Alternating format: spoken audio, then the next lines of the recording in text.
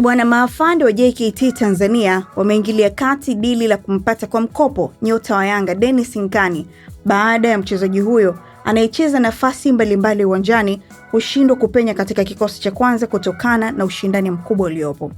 Awali, mabosi wa TRA United walikuwa wa kwanza kumhitaji nyota huyo baada ya aliyekuwa mshambuliaji nyota wa timu hiyo Emmanuel Mwanengo kudaiwa tayari ameshasaini Yanga. Hivyo, muda wote kuanzia sasa tutambulisho Jangwani. Hata hivyo, baada ya kiongozi mmoja kudai wanamhitaji Nkane, ila uhamisho huo utategemea na pendekezo la kocha Mrundi sasa Etienne Ndairagije. Ghafla mabosi wa JKT wameingilia kati na sasa nyota huyo anawaniwa na timu hizo mbili zinazomtaka. Taarifa zinasema ya kwamba inaeleza JKT na mhitaji mchezaji huyo na muda wowote itawasilisha barua rasmi kwa uongozi wa Yanga. Licha ya kutambua wazi inaenda kukutana na ushindani kutokana na klabu mbalimbali pia zinamhitaji. Nikinukuu nasema ni pendekezo moja kwa moja la benchi letu la ufundi ambalo linamhitaji.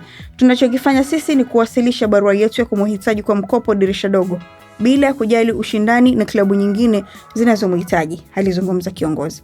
Lakini kiongozi huyo alizungumza na kusema kuwa licha ya kutowasilisha barua hiyo kwa waajiri wake, ila ameambiwa uamuzi wa mwisho wa timu atakayoichezea utabakia pia kwa Nkane mwenyewe.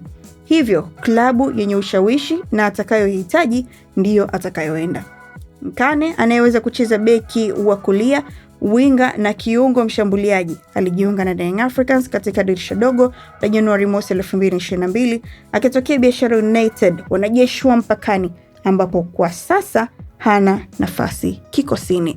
Lakini wewe pia tuambie, unaona timu ipi itamfiti zaidi Dennis Nkane kwenda kwa maafande JKT Tanzania ama nenda kwa mabosi wa TRA United? Hipi hapo itakuwa ni chaguo sahihi zaidi kwa Dennis Nkane? Mimi naitwa Justo Julius, endelea kutufuatilia pia kwenye mitandao yetu ya kijamii, lakini pia nenda kabashiri kupitia website ya pmbe.co.tz ili uwe na nafasi ya kujishindia Toyota Harrier, Toyota ST pamoja na pesa taslim kwenye promotion zake tofauti.